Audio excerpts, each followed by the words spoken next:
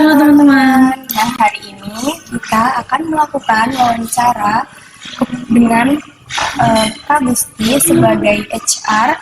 Nah, di sini kita akan membahas mengenai tantangan HR dan juga peran soft skill negosiasi, bagaimana nanti implementasinya dalam menghadapi permasalahan yang ada di perusahaan.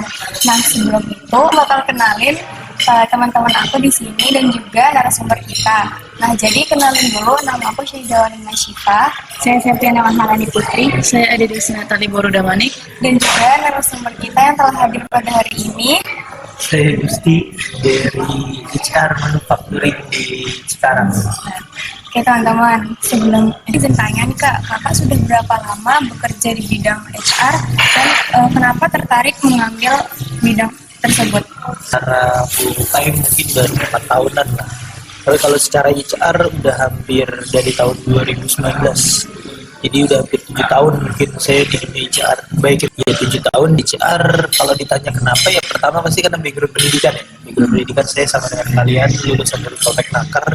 Kebetulan saya angkatan pertama tahun 2017. Dan selain itu memang karena passion sih. Passion di satu sisi saya suka berkecimpung di dunia atau berkoneksi dengan orang, kemudian juga lewat HR saya merasa value saya sebagai orang yang bermanfaat itu jauh-jauh lebih teraktualisasi. Dari pengalaman kakak itu ada nggak sih Kak masalah yang mengharuskan kakak menggunakan teknik negosiasi dengan karyawan atau perusahaan? Oh ada, hampir setiap hari, karena negosiasi itu kan konteksnya bukan sekedar soft skill ya, tapi basic life skill. Dalam dasarnya adalah teknik mempengaruhi kan. Setiap orang pasti bisa mempengaruhi orang lain kan. Ya, kalau di tempat kerja pastinya ya paling minimal adalah saat saya dengan atasan saya saat dikasih kerjaan, ya saya terima memang, tapi kan secara batas kemampuan, deadline dan projectionnya, kayak leverage atau apa ya kalau kita nyebutnya keberagaman pekerjaan kan, tentu perusahaan lagi pengen kita ngerjain semuanya dalam satu waktu ya, tapi ya kita sebagai manusia juga harus mengakui ataupun menerima bahwa ya diri ini terbatas. Nah disitulah negosiasi dipakai. Kalau ngomongin negosiasi ya di tempat kerja itu selain untuk kepentingan kita ya untuk mengatur bagaimana keharmonisan kita dalam bekerja, baik itu diri kita maupun dengan orang lain. Nah, pasti ada yang merasa terpengaruhi atau dipengaruhi. Jadi memang kalau ngomongin negosiasi nggak bisa saklek. Dan kalau ngomongin negosiasi juga jangan pernah berpikir kalau saya negosiasi harus win-win solution terus, nggak juga. Karena memang iya perspektif negosiasi itu dasarnya mempengaruhi orang. Ya.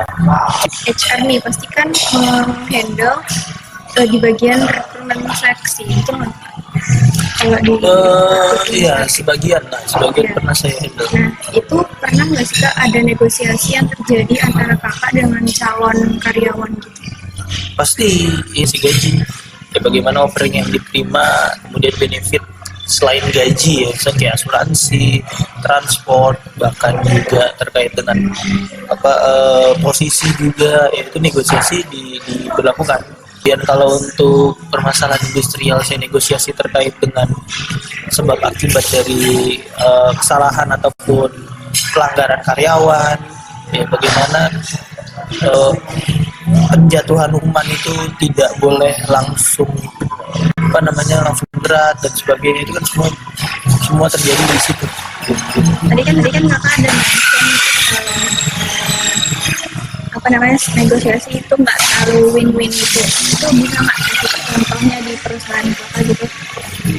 Oke, contoh paling gampang kalau yang nggak win-win ya terkait dengan jadwal training lah yang saya handle. Ya kalau saya mau win saya terus, ya si peserta harus ngikut saya. Atau misalnya peserta harus win terus, ya saya harus ngikut peserta, ya kan. Tapi ya pada dasarnya kadang memang iya saya ambil di tengah-tengah. Ya kalau konteks win-win solution ya saya bilang saya juga nggak win, ya kan. Ya kalau saya win, pengennya dia sesuai dengan yang saya mau. Ya, tapi kan bagaimana toleransi dan juga kondisi kita yang mengerti mereka, mereka yang mengerti kita. Akhirnya kata win-win solution itu ya memang sejatinya walaupun tidak sama-sama menang, tapi bertemu di tengah-tengah. Lu harus bisa mendengarin, lu harus bisa melihat banyak sisi, lu harus bisa merangkum banyak sisi, lu harus bisa ngerti banyak sisi, empatinya dibangun. Negosiasi bukan cuma kita yang pengen, kita harus melihat juga lawan ataupun partner negosiasi kita tuh maunya apa dalam negosiasi. Terus gimana caranya kakak itu tetap optimis terus bangkit gitu, belajar dari kesalahan itu gimana caranya? Nah, negosiasi yang konteksnya gagal sebetulnya nggak ada negosiasi yang gagal. Ya, negosiasi itu sejatinya pasti tidak gagal menurut saya ya. Kenapa? Walaupun memang butuh waktu dan berlarut-larut misalkan, tapi yang namanya kalau udah berurusan itu harus ketok palu bahasanya. Karena saya terkait dengan negosiasi jadwal tadi, ya mungkin dia saat itu belum bisa training, jadi kita cari jadwal yang lain, tapi ujung-ujungnya pasti dia harus training gitu. Terus yang kedua terkait dengan PKB misalkan ya, kan kalau negosiasi PKB itu rumit banget ya, karena kepentingan banyak orang. Dia akan terus-terusan nggak sepakat, tapi ujungnya pasti sepakat juga, karena kalau nggak ada PKB nggak muncul ya kan, nggak bisa tuh jalan perusahaan gitu. Bagaimana kita memainkan emosi, timing, kemudian juga perspektif kita mainkan, yang ujungnya pasti akan mencapai mufakat atau kesepakatan. Karena kalau negosiasi gagal, pilihannya cuma dua, orangnya memang udah nggak ada ya, meninggal atau gimana, atau permasalahannya dianggap selesai oleh pihak lain. Ada beberapa situasi nggak yang kakak harus negosiasi sama berbeda dengan kakak? Oh, sering. Kan gaya komunikasinya berbeda Pasti ya. beda, pasti Bagaimana beda. kakak harus Itu yang negosiasi? tadi saya bilang, saya harus punya kemampuan ngedengerin. Ya, ngedengerin, kemudian kita bisa mengambil kesimpulan dan jangan lihat satu sisi. Terus yang terakhir empatinya. 4 pilar itu sebetulnya kalau kita mau basic life communication dan after date-nya ya skill tingginya negosiasi.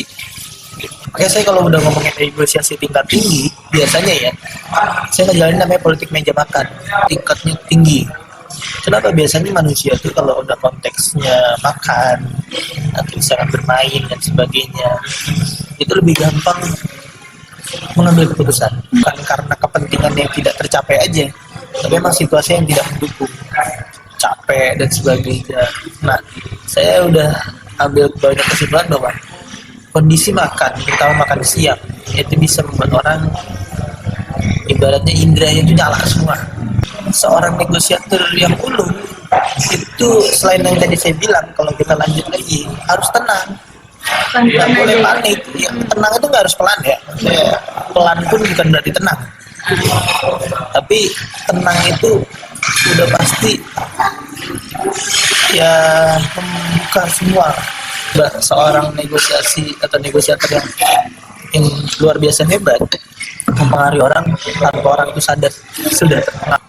Kalau misalkan cara ngatur orang yang berhasil itu orang yang diatur merasa nggak diatur. Iya, itu yang susah. Yang tadi saya bilang, kalau saya biasanya ya berusaha mendengarin, masuk ke dunianya dulu, sukanya apa dan sebagainya. Ya paling mentok-mentok ya tadi kita coba ajak makan masih nggak bisa, ya kita bisa pakai cara metode lain. Ada nggak sih kak yang negosiasi yang bikin kakak struggle atau susah kayak? Pasti ada. Ya, negosiasi yang waktu itu saya susah tuh pas waktu saya nge-handle demo. Jadi saya waktu itu pernah di perusahaan catering, saya nge-handle demo itu di daerah Nusa Tenggara kalau nggak salah. Kalau memang saya nggak terlibat langsung ya, tapi itu saya ngerasain di dalam satu tim saya. Jadi kita semua harus berpendapat bagaimana menghadapi satu situasi yang kita sendiri nggak tahu bagaimana lokasinya di sana ya, bagaimana kondisinya di sana. Dan kita juga harus mengeluarkan suatu statement atau pendapat yang diwakilkan teman kita juga di sana. Terakhir mungkin tips dan trik dari kakak nih untuk kami mahasiswa baru agar dapat menggunakan teknik negosiasi ini dengan baik gitu. Dengerin. banyak perspektif. Dan tadi jangan terlalu cepat ngambil kesimpulan dan juga jangan terlalu lambat. Karena kalau ngomong negosiasi juga ada unsur timing di situ. Negosiasi ulung itu tadi timing juga dia harus. Tapi memang itu sesuatu hal yang sangat luar biasa dikontrol. Ya kan? Timing menurut saya tepat, belum tentu untuk lawan bicara saya tepat gitu loh. Dengerin, lihat banyak sisi, rangkum, kemudian juga sabar atau empatinya dibangun. Udah. Jadi guys, skill komunikasi itu sangat penting ya dalam teknik negosiasi. Kita harus mendengarkan dari dua sisi, jangan terlalu cepat untuk mengambil keputusan untuk mendapatkan kesepakatan yang